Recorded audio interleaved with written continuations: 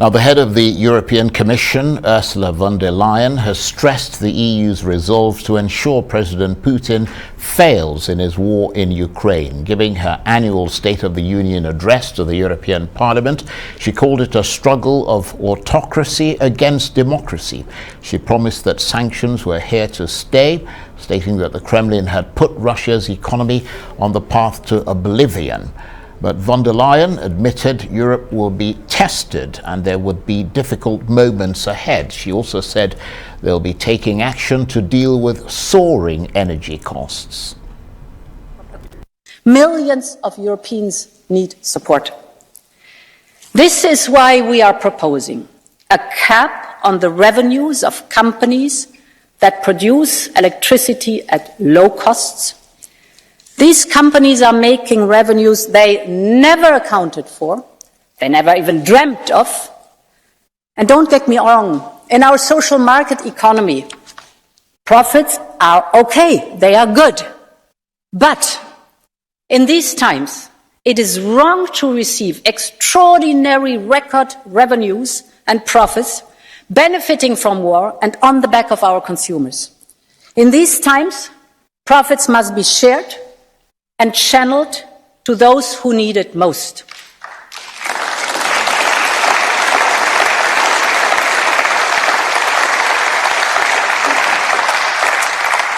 And therefore our proposal also includes the fossil fuel electricity producers who have to give a crisis contribution, and overall our proposal will raise more than 140 billion euros for member states to cushion the blow directly. These are all emergency and temporary measures we are working on, including our discussion on gas price caps. We need to keep working on lower gas prices. That's Ursula von der Leyen, the President of the European Commission. Well, for more on all that, I'm joined by Arise correspondent Laurie Laird, who monitored that State of the Union address from London. Good to see you, Laurie. What's your take, first of all, on the proposals outlined by the European Commission President to deal with the energy crisis? Well, Cindy, none of what she said, and when I said she, I mean Ursula von der Leyen, who is the president of the European Commission, nothing that she said in the area of energy was surprising. This has been fairly well telegraphed over the past couple of days.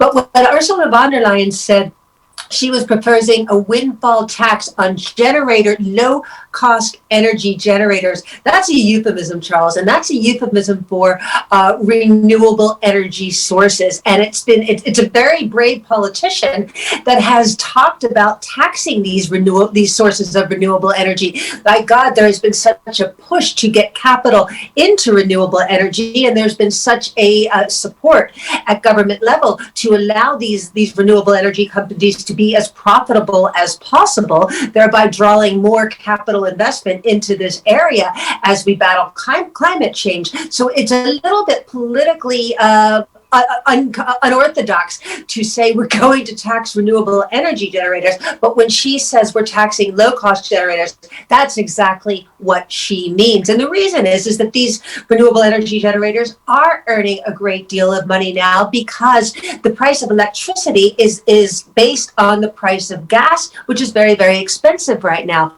Once the infrastructure for renewable energy is set up and working, the cost of generating extra electricity is almost zero. So once that infrastructure is handled, the renewable energy generators are making lots and lots of money. But again, it's not been particularly politically prudent to threaten them with taxes. But briefly, Laurie, there was also a second message, wasn't there? And that's trying to keep the 27 member states on course together and as unified as possible in order to get through this crisis.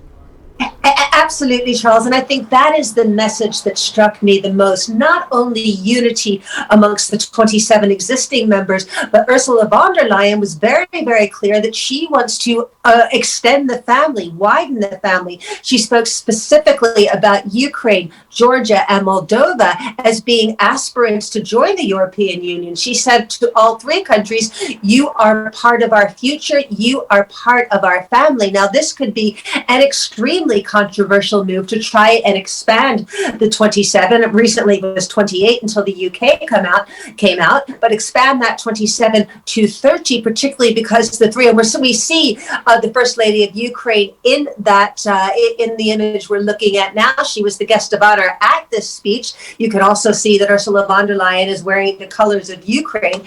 And she really is putting out a welcome mat for these three other countries, all of which are so much poorer than the existing 27 countries. I think it'll be very controversial to try and get some kind of unanimity to bring these extra three countries in. But Ursula von der Leyen did float that idea today, and I think that is probably the most striking thing about her speech.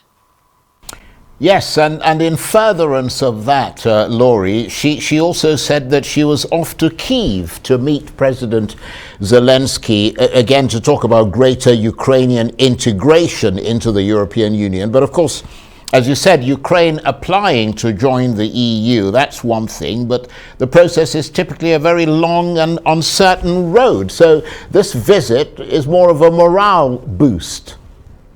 Morale boost, but also she is bringing something. She is dangling a carrot in front of Vladimir oh gosh, Charles, you think I'd be able to say that at this point?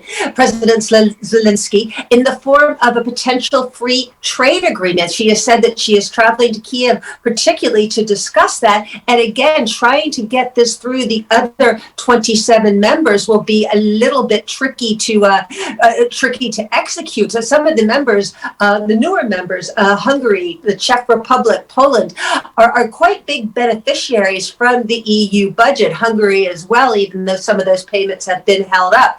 Were Ukraine, Moldova, and Georgia to come into the European Union, those three countries are going to need a lot of fiscal support, and it'll be very, very difficult, to my mind, for some of the easternmost members of the European Union to agree that. I think one thing that will have to happen, and Charles, get ready to hear this over the next 6 to 9 months. I think one thing that will have to happen before bringing in new members, particularly Ukraine, is a cessation of unanimity in so many of the decisions that the European Union makes.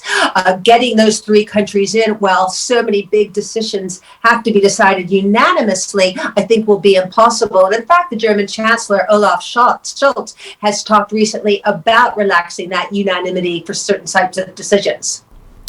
Laurie, thanks very much indeed.